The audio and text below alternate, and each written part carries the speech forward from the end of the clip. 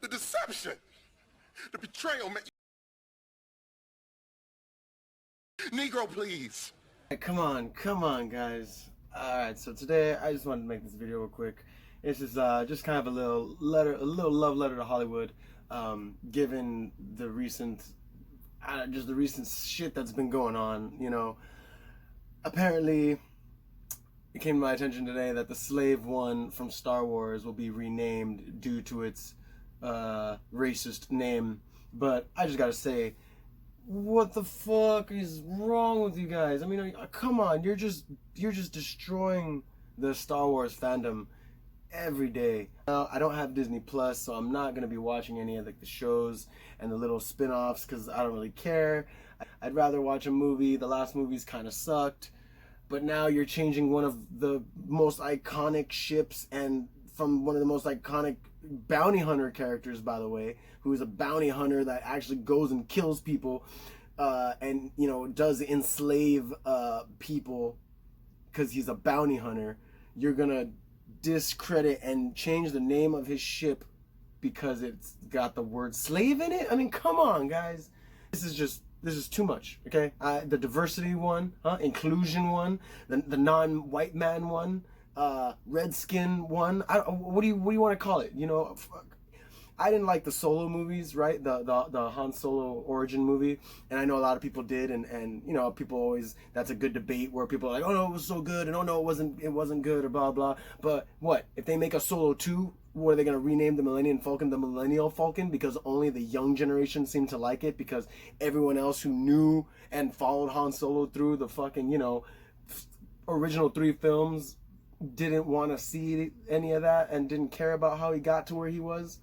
I can't believe they would take Boba Fett's ship and just change the name like that. That is just, and I can't believe Disney would just be like, yeah, you know what, that's true, because every other black person probably is upset and they feel that. They're like, oh no, every time he goes to the slave, that could be my ancestors on that ship, even though it's a fucking fictional ship in a fictional world in space of all places. Come on.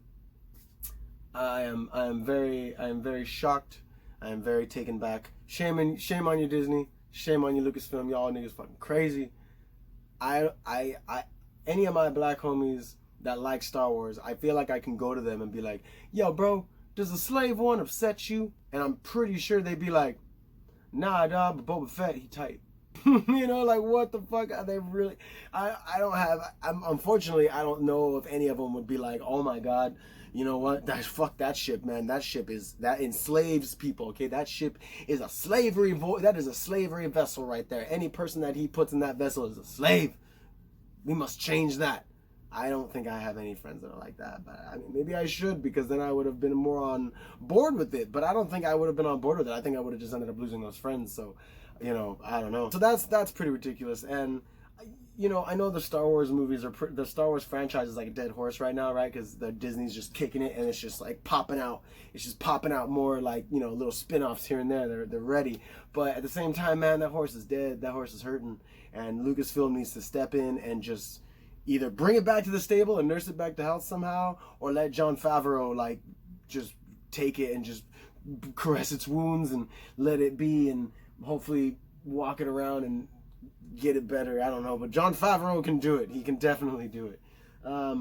So yeah, that I can't believe it. It's just, it hurts my heart that people actually took that ship to offense. Like I said, if that's the case, I vote for the Millennial Falcon at that point. The Millennial Falcon would be the best, because it would destroy all the remaining fans of Star Wars, because the Millennium Falcon is like that is the iconic ship. That is the ship. You know, I guess you could call Darth Vader Darth Hater, because he just hates on people and he just be like fucking up the galaxy. You know, but the Millennium Falcon, if they were to change the name of that, I think that could definitely just tip the fandom over. You know, just dip it. No one would give a fuck about Star Wars anymore. They'd be like, what was that show? Oh, you remember Star Wars? Oh, you mean Star Disputes? Yeah, Star Disputes is alright. It's on Showtime. But look, Hollywood, you guys need to make better stuff. Just stop remaking things and changing them to make them fit the ideology of everybody else. and just make some new shit. And if we don't like it, that's not our fault. That's your fault. And that just means you gotta make something else. Don't take something else that has been done and change it to fit the standards of today, because it's not fair, because it wasn't made today. It was made yesterday. And yesterday was a hell of a lot more different than today is. And tomorrow will be so much more different than you think today will lead to. I think that makes sense. But, you know, I don't know. So what I wanted to say also was like, okay, so all these remakes are being made, you know. I am so thankful for you, Robert Zemeckis. I'm so thankful for you for not letting them remake Back to the Future. I think that is awesome. I am so in debt to you. And even Steven Spielberg, you know, said no to them remaking Jaws. Because, fuck no, what do you need to remake Jaws for? You need to feel bad for the shark? I mean, come on, I understand that sharks are in the water. I understand that sharks were probably here first. But the whole point of Jaws was that there are sharks in the water and they could harm you.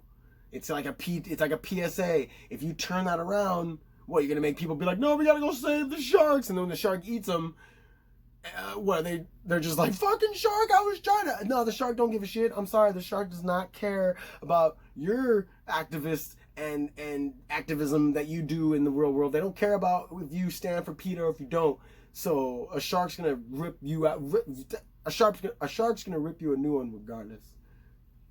But thank you, Robert Zemeckis, for not letting them remake Back to the Future. Because can you imagine, just for a second, just step into my mind. This is the Craigie Lawrence experience. So step inside to my thoughts.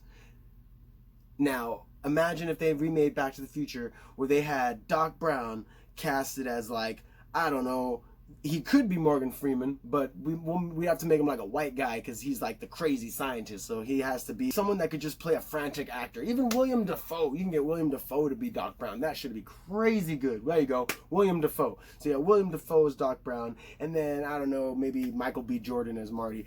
As Marty McFly. And then pretty much, you know, Marty would be all upset because of the racism and the diversity that he wants and the inclusion that he wants to be a part of and all this systemic racism. So he tells Doc, yo, Doc, we gotta go back into the future, Doc. Not to the future, to the past, bro. My bad. We gotta go into the past and fix the past, dog. We gotta fix this slavery shit. Okay, we can't have no more slavery, Doc. And then Doc's gonna be like, of course, Marty. Of course we can go into the past and stop the slavery. Who cares if I'll probably disappear because, well, I'm white, and if we reverse slavery, a lot of shit would probably change. And I don't know. I mean, I guess we can go for it. I don't want to be racist, but let's go for it. And then they go and they change slavery, and they make it never happen. Yeah, it'd be a great thing. But man, our world would be a crazy one. And I don't even know how they would depict that movie because it would just be so awful. Because it obviously wouldn't be real. It'd be fake. So it's just, it'd be like the most wokest fake. This will never happen. Piece of garbage that we would get. But, you know, I don't know. I miss old movies. I miss the way that things used to hit us and the way emotions used to hit us and the way action was and the way love and romance was. It's just some movies were just so well done and others were even better. And even if they weren't as good, you watch them now and you realize, man, this couldn't be made now because we just see things so differently. And it's upsetting because, you know, there's so much that could be done. And there's probably an array of ideas that are out there, but we're not going to look at them because we're too busy dealing with, you know, this bullshit of who we all think we are as people or as a society even. I don't know. But this was just my nonsense. I just needed to ramble this on. I cannot believe you, Star Wars. The Slave One should stay Slave One. It should not be the Inclusion One. It should not be anything else. Ever since the whole Gina Carano business of Gina Carano getting let go, I know that the fandom has been shook up. I know everything's been on pins and needles. And with Kathleen Kennedy, it's even more pins and needles. And it's just, you guys are gonna collapse, or you're gonna destroy this fandom, this fan base, and you're gonna destroy this franchise because no one's gonna come and watch your movies, or people are just gonna go watch them to make fun of them. And then why are you gonna let people make fun of you? Like, make a good Star Wars movie, make good Star Wars characters. Don't have another general purple-haired chick from The Rise of Skywalker or whatever, General Adderall, I forgot her name, but the pink-haired chick, she was so ridiculous, the one that fought with Poe. We don't need any more of those characters, and if you do want to put those characters in there, if they get made fun of, you can't get upset that we're making fun of your little inclusive characters because they just didn't work. Try again next time. But I digress. This has been the Craig Lee Lawrence Experience. If you enjoyed this video, like, subscribe. I got so much more to say and so many more videos to come. Hope you enjoyed my record review I just did this weekend on Danny Elfman's Big Mess. Really enjoyed it. It is long, but you know, I try to single out the tracks so you wouldn't have to watch the whole thing. I'm a good guy. I try. But yeah, so this has been the Craig Lawrence Experience. Thank you so much for watching. You guys have a fantastic day, and you know, may the force be with you, because we really need it.